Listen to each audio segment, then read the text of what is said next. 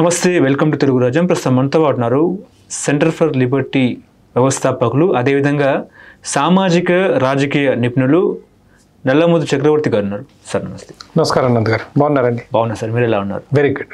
Okay, ఇప్పుడు నార్మల్గా సాధారణంగా ఒక మాటకు వస్తా, నేను మన దేశంలో వ్యవస్థలన్నీ కూడా ఒకే విధంగా పనిచేయవని చెప్పి కూడా నిర్ధారణకు గురవుతున్న పరిస్థితి. ప్రతిసారి ఇదే రకంగా కూడా వ్యవస్థలన్నీ పనిచేస్తున్నాయని చెప్పుకోవచ్చు. ముఖ్యంగా బ్యాంకుల సెక్టర్కి వస్తే, అదేవిధంగా ప్రముఖ వ్యాపారవేత్త సుబ్బిరామరెడ్డి గారి విషయంలో ఇప్పుడు సామాన్య ప్రజలకు ఒక విధంగా, అదేవిధంగా పెద్దోళ్ళకు ఒక విధంగా, అంటే పేదోడికి ఒక విధమైన న్యాయము, పెద్దవాళ్ళకి ఇంకో విధమైన న్యాయము. ఈ మాట ఎందుకంటున్నానంటే, గాయత్రి ప్రాజెక్ట్ విషయంలో మొన్న నేషనల్ కంపెనీల వన్ టైం సెటిల్మెంట్ కింద 2,400 కోట్లు సంథింగ్, సబ్జెక్ట్ టు కరెక్షన్, కానీ 2,400 కోట్లు మీరు కట్టేయండి అన్నట్టు కూడా చెప్పినట్టు కూడా వార్తలు వచ్చిన పరిస్థితి. అంటే దాదాపుగా 5,700 కోట్లు ఎగ్గొట్టినట్ట. మొత్తానికి కూడా వాళ్ళు బ్యాంక్ నుంచి కూడా 8,100 రుణం తీసుకున్నారని చెప్పేసి కూడా వార్తలు వచ్చిన క్రమంలో ఎట్లా చూస్తారు దీన్ని, అంటే ఏం చెప్తారు సార్? సో భారతదేశంలోనే కాదు, ప్రపంచవ్యాప్తంగా కూడా చాలా దేశాల్లో ఫ్రీ మార్కెట్లు, ప్రైవేటీకరణ ఉన్న దేశాల్లో కూడా బ్యాంకుల విషయానికి వస్తే బ్యాంకులన్నీ కూడా ప్రభుత్వం పిడికిల్లో ఉంటాయి. మొత్తం ఆర్థిక వ్యవస్థని సరళీకరించినా కూడా బ్యాంకులు ప్రభుత్వ ఆధీనంలో ఉంటాయి. కాబట్టి బ్యాంకుల్లో ఒక రకమైన సమస్య కాదు, చాలా రకాల సమస్యలు ఉన్నాయి. భారతదేశంలో ఇంకాస్త ఎక్కువ, ఎందుకంటే మన దగ్గర ప్రభుత్వ రంగ బ్యాంకులు ఎక్కువగా ఉన్నాయి. మన దగ్గర ఇప్పుడు ప్రైవేట్ ఐసిఐసిఐ, హెచ్డిఎఫ్సి లాంటి కొన్ని ప్రైవేట్ బ్యాంకులు ఉన్నాయి. అదేవిధంగా గవర్నమెంట్ బ్యాంకులు ఉన్నాయి. గవర్నమెంట్ బ్యాంకుల్లో సమస్యలు మరీ అధికం, ఎందుకంటే గవర్నమెంట్ బ్యాంకుల మీద రాజకీయ నాయకుల అజమాయిషీ ఉంటుంది, వాళ్ళ ఒత్తిడి ఉంటుంది. కాబట్టి ఈ సమస్యలన్నీ ఉన్నాయి. సుబ్బిరామరెడ్డి గారితో చిన్న కేసు, మోడీ గారు అధికారంలోకి వచ్చినప్పుడు పెద్ద ఆర్థిక సంక్షోభం. ఓకే, ఇది 2014లో వచ్చినప్పుడు బ్యాంకింగ్ రంగం అసలు ఎట్లా బయటకు వస్తుందన్న పరిస్థితిలో ఉన్నప్పుడు ఎన్పిఏ, నాన్ పర్ఫార్మింగ్ అసెట్స్ కదా ఇప్పుడు మీరు చెప్పే సుబ్బిరామరెడ్డి గారి కేసు కూడా నాన్ పర్ఫార్మింగ్ అసెట్స్ అన్నప్పుడు ఆయన 2 లక్షలు 3 లక్షల కోట్ల రూపాయల బెయిల్అవుట్ చేయాల్సి వచ్చింది ప్రభుత్వ రంగ బ్యాంకులకి. లిక్విడిటీ ఇన్ఫ్యూజన్ అంటారు, ఇంకోటి అంటారు. బట్ బాటమ్ లైన్ ఏంటంటే బ్యాంకులు దగ్గర డబ్బులు లేవు, కాబట్టి ప్రభుత్వం డబ్బులు ఇవ్వటం జరిగింది. కాబట్టి ఈ బ్యాంకుల్లో ఏదున్నా కూడా ఈరోజు స్వేచ్ఛగా పనిచేసే వాతావరణం కన్నా కూడా ఒత్తిళ్ళు, ఇతర కారణాలతో ఇబ్బందులు ఉన్నాయి. 1. రెండవది, మనకు పెద్ద అపోహ ఉంది. బ్యాంకు దగ్గర మనం అప్పు తీసుకుంటే 100% అప్పు వెనక్కి కట్టాలి, లేకపోతే వాడు దొంగో దుర్మార్గుడు అన్న భావం ఒకటి ప్రజల్లో చాలా గట్టిగా మన నాయకులు, మన మీడియా కూడా నాటింది. బ్యాంక్ అప్పిస్తే it is not risk free. ఇప్పుడు మీరు స్టాక్ మార్కెట్లో పెట్టుబడి పెట్టారు, it is not risk free, it goes up and it goes down. అదేవిధంగా బ్యాంక్ ఒకరికి అప్పిచ్చింది అనుకోండి, it is not risk free. కాకపోతే స్టాక్ కన్నా కూడా బ్యాంక్ రిస్క్ తక్కువ. అది ఏ విధంగా అంటే, ఇప్పుడు మీరు ఒక వ్యాపారం పెట్టారు, వ్యాపారంలో పెట్టుబడి పెట్టిన తర్వాత కూడా మీకు డబ్బు సరిపోదు. ఏమంటే ఒక వ్యాపారానికి 10 కోట్లు కావాలి, 10 కోట్లలో మీరు 2 కోట్లు పెట్టుబడి పెట్టారు, ఒక 5-6 కోట్లు అప్పు కావాలి, బ్యాంక్ నుంచి తీసుకుంటారు. సో మీరు ఎప్పుడైనా దివాలా తీస్తే bank will have the first ask. మీ ఆస్తులు ఒక 6 కోట్లు ఉన్నాయనుకోండి, అమ్మితే 6 కోట్లు వచ్చాయనుకోండి, బ్యాంకు తీసేసుకుంటుంది 6 కోట్లు. 8 కోట్లు వచ్చాయనుకోండి, బ్యాంక్ 6 తీసుకోగా మీ పెట్టుబడి మందం మీకు 2 కోట్లు వస్తాయి. But bank is never risk free. ఉదాహరణకు విజయమాల్య పారిపోయాడు దేశం నుంచి అనే నో. ఇప్పుడు కింగ్ఫిషర్ ఎయిర్లైన్స్ దివాలా తీసింది, బ్యాంకు కూడా అంతే బాధ్యత ఉంటుంది. బ్యాంకు ఉదారంగా ఫ్రీగా ఇవ్వలేదు డబ్బులు, బ్యాంకు కూడా పెట్టుబడి పెట్టింది, బట్ బాండ్స్ రూపంలో, అప్పు రూపంలో. మన దేశంలో భావన ఏంటంటే, ఎవరన్నా బ్యాంకు దగ్గర అప్పు తీసుకొని ఎగ్గొడితే వాడు దొంగ అంటారు. నో, బ్యాంకు కూడా వ్యాపారంలో అప్పు పెట్టింది, కొంత బ్యాంకు కూడా రిస్క్ ఉంటుంది. అన్ని అప్పులు వెనక్కి రావు 100%. That is called part of the risk and assessment. Now మీరు అడిగే ప్రశ్న చాలా ముఖ్యమైన ప్రశ్న ఏంటంటే, మరి సామాన్యుడికి వెసులుబాటు ఎందుకు ఇవ్వరు అనేది. Yes, it is a very fair question. నేను ఇందాక చెప్పినట్లు దానికి సమాధానం ఏంటంటే, బ్యాంకులు స్వేచ్ఛగా పనిచేసే పరిస్థితి ఈరోజు లేదు. బ్యాంకుల మీద రకరకాల ఒత్తిళ్ళు ఉంటాయి. అయ్యేసరికి వ్యవసాయం చేసేవాడు ₹1,00,000 అప్పు అడిగితే 10 లక్షల గ్యారంటీ అడుగుతున్నారు. ఇప్పుడు గ్రామంలో వ్యవసాయం చేసేవాళ్ళు సరే 1,00,000 కాదు, కొంచెం పెద్ద మొత్తం. నేను వ్యవసాయ లోన్ తీసుకున్నాను కాబట్టి చెప్తున్నాను. నేను చాలా కాలంగా వ్యవసాయం చేస్తున్నాను. తీసుకుంటే వ్యవసాయ భూమి పెడితే సరిపోదు, బ్యాంకుకి అర్బన్ ప్రాపర్టీ పెట్టాలంటారు. వాళ్ళు ఇచ్చే 10-30 లక్షల లోన్కి దాదాపు ₹2 కోట్ల ప్రాపర్టీలు కొలాటరల్గా పెట్టాం. So it is unfair.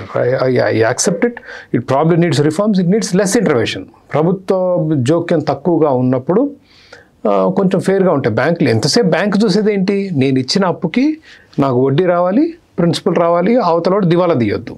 They assess end of the day. వాళ్ళకేం మీ నందుగారంటే ఇష్టం లేకపోవడం, నందుగారంటే కోపం ఉండటం అట్లేం ఉండదు. But they are usually more attracted to high net worth individuals, assets ఉన్న వాళ్ళతోటి రిస్క్ తక్కువ ఉంటుంది కాబట్టి అది. So 2 angles. ఒకటేమో బ్యాంకింగ్ వ్యవస్థలో ప్రభుత్వ జోక్యం, 2 ప్రజల్లో ఉన్న అపోహ. మన నాయకులు, మన మీడియా చొప్పించింది ఏంటంటే బ్యాంకు దగ్గర అప్పు తీసుకుంటే గ్యారంటీగా ఇవ్వాలని. No, there is no. Bank కూడా రిస్క్ ఉంది. బ్యాంకు పెట్టుబడి పెట్టింది ఒక వ్యాపారంలో. మీరు ఇవ్వలేని పరిస్థితుల్లో బ్యాంక్రప్సీ అంటాం. బ్యాంక్రప్సీ డిక్లేర్ చేసిన తర్వాత ఏమవుద్ది? ఆర్ నాన్ పర్ఫార్మింగ్ అసెట్స్ అంటారు మన వాళ్ళు. బ్యాంక్రప్సీ, బ్యాంక్ వచ్చి అసెస్ చేస్తుంది. మీకు 10 కోట్లు అప్పు ఇచ్చాను, ఈ మొత్తం అమ్మేస్తే ఎంత వస్తుంది? 6 కోట్లు. అడ్జస్ట్ అయిపోవాల్సిందే. There is nothing we can do. నేరం ఏం చేయలేదు మీరు. Again I'll give you the same example. Kingfisher airlines దివాలా తీసింది. విజయ్ మాల్యా జైలుకు పోడు. కింగ్ఫిషర్ వ్యాపారం దివాలా తీసింది అంతే. బ్యాంకులు నష్టపోతాయి, విజయ్ మాల్యా తన పెట్టుబడి నష్టపోతాడు. But there are others who cheat banks. చాంస్కిన్ ఒక అతను ఉన్నాడు. అతను బ్యాంకులు మోసం చేశాడు, అబద్ధాలు చెప్పి లేని ఆదాయాలను సృష్టించి. అట్లా అది మోసం. బట్ ఫెయిర్గా నేను ఈ వ్యాపారం చేస్తున్నాను, ఈ 10 కోట్ల అప్పు తీసుకున్నాను, 10 కోట్ల అప్పుల్లో చేసినా కూడా వ్యాపారం దివాలా తీసిందంటే it is not a crime.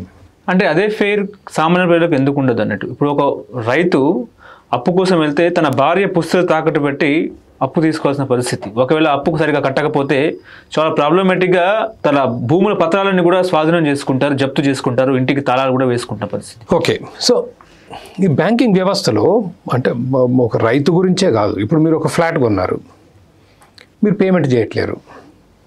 So bank will take over. Bank మీ ఫ్లాట్ మీద అప్పు ఇచ్చింది, మీరు ప్రతి నెల బ్యాంకుకి ఇన్స్టాల్మెంట్ కట్టాలి. కట్టకపోతే మరి బ్యాంక్ జప్తు చేస్తుంది. But how else will bank survive? You understand what I'm saying? So రైతులకైనా అదే. ఇప్పుడు సుబ్రహ్మరెడ్డి గారి విషయంలో కూడా again I do not know the details. ఆయన కట్టలేని పరిస్థితుల్లో బ్యాంకులు ఎంత వచ్చినా గొప్పే అన్న భావనలో ఉంటాయి. ఇప్పుడు ఆయన 10,000 కోట్లు అప్పు తీసుకున్నాడు అనుకుందాం, నాకు తెలియదు అసలు ఎంత తీసుకున్నాడు. నాకు అసలు ఆ కేసు వివరాలు కూడా పూర్తిగా తెలియదు. అంటే usually they are not public కదా. ఆ హెయిర్ కట్ ఎంత తీసుకున్నారు అనేది, ఆయన ఆస్తులు, legal position. Sometimes there's companies called limited liability companies అంటాం. లిమిటెడ్ లయబిలిటీ, దాని కింద వ్యాపారం చేస్తే ఆ వ్యాపారం వరకే మీరు కుదవ పెడతారు, మీ సొంత ఆస్తులు కుదవ పెట్టరు. ఇది అప్ టు బ్యాంక్. మీకు అప్పు ఇవ్వాలా ఇవ్వద్దు అనేది బ్యాంక్. ఇది మీకు ట్రంపే గొప్ప ఎగ్జాంపుల్ కదండి. అమెరికాలో చాలాసార్లు బ్యాంక్రప్సీ డిక్లేర్ చేశాడు, ఎన్నోసార్లు అప్పులు తీసుకున్నాడు, అప్పులు తీర్చలేదు, దివాలా తీశాడు. తీస్తే అంతవరకు రైట్ ఆఫ్ అవుద్ది, మళ్ళీ దిల్ restart. So that is it is. So రైతుల విషయంలో I understand it is unfair. కానీ రైతులకి నష్టం చేసింది ఒక విధంగా కొంత ప్రభుత్వం. So when banks can recollect the loan, అవలీలగా లోన్ కనుక వెనక్కి తీసుకునే అవకాశం ఉన్నప్పుడు ఇవ్వటానికి కూడా సంకోచించరు. లోన్ వెనక్కి రావట్లేదు అనుకోండి, ఫర్ ఎగ్జాంపుల్ 5 ఏళ్లలో మేము ఎలక్షన్స్ వస్తాయి 2 ఏళ్ల ముందు నుంచి, మేము రుణమాఫీ చేస్తూ ఉంటారు అనగానే రైతులు కట్టేయటం ఆపేస్తారు. You understand? అవునవును. వాళ్ళు రుణమాఫీ చేస్తారో చేయరో తెలియదు, ఎంత చేస్తారో తెలియదు, వీళ్ళు ఆపేస్తారు, వడ్డీలు పెరిగిపోతుంటాయి. So these are the things that will make the banks not to give loans. ఎందుకంటే ఎప్పుడు వస్తాయో రావో తెలియదు. అప్పుడు ప్రభుత్వం ఏం చేస్తుంది, బలవంతంగా ఇప్పించుద్ది లోన్స్. మీకు ఇచ్చే లోన్స్లో ఇంత పర్సెంటేజ్ వ్యవసాయానికి, ఇంత పర్సెంటేజ్ కన్స్ట్రక్షన్ రియల్ ఎస్టేట్కి ఇవ్వాలి, ఇంత పర్సెంటేజ్ ఇండస్ట్రీస్, ఇట్లాంటి ఆంక్షలు పెట్టడం మూలంగా రకరకాల ఇబ్బంది. It's a complex subject. కానీ ఇక్కడ మన రేవంత్ రెడ్డి అదే చెప్పారు.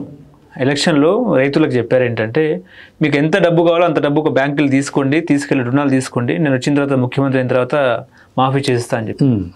సో ఇన్ దిస్ కేస్ చేసినట్టున్నారు కొంతవరకు. But that is the troubling part is what I'm saying. చేస్తారా చేయరా, it creates uncertainty for the banks. And వ్యవసాయ భూముల్ని మీరు లోన్ తీర్చినప్పుడు, వ్యవసాయ భూమి వెనక అర్బన్ ప్రాపర్టీస్ అని అడుగుతారండి బ్యాంకులు. అన్యాయం అనిపించదు మనకు. ఊళ్ళో ఉన్న రైతుకు అర్బన్ ప్రాపర్టీ కొలాటరల్ ఏంటి? వ్యవసాయ భూమిని మళ్ళీ ఏది వెనక్కి తీసుకోవడానికి, జప్తు చేయడానికి నానా రకాల ఆంక్షలు ఉంటాయి ప్రభుత్వం బ్యాంకుల మీద. They cannot. ఇప్పుడు నేను లోన్కి అప్లై చేసినప్పుడు they ask for an urban property. నాకుంది కాబట్టి పెట్టాను. You understand? హైదరాబాద్ సిటీలో ప్రాపర్టీ రైతులందరికీ ఉండదు కదా. అర్బన్ ప్రాపర్టీ ఎందుకు అడుగుతారంటే రూరల్ ప్రాపర్టీ, వ్యవసాయ భూములను జప్తు చేసుకోవడానికి చాలా రకాల ఆంక్షలు ఉంటాయి. ఆంక్షలు ఉన్నప్పుడు ఏమైంది, బ్యాంకులకి ఇవ్వడానికి సంకోచిస్తారు. లోన్ ఇస్తుంది, మరి మళ్ళీ ఎట్లా, హౌ డూ యూ రీక్లెయిమ్? 90% కట్టేస్తారు, 99% కడతారు. ఇప్పుడు ఆ మిగిలిన 1% తోటే కొంపలు ముగుతాయి కదా. హలో, తెలుగు రాజ్యం ఛానల్ చూస్తున్నారా? సామాజిక, రాజకీయ, జీవన చిత్రణే తెలుగు రాజ్యం. అతిశయోక్తులు, అసత్యాలు ఉండవు. రాజకీయ కోణం కాదు, ప్రజా కోణమే కొలబద్ద. తెలుగు రాజ్యం వీక్షణ మీ ఉత్తమ అభిరుచికి నిదర్శనం.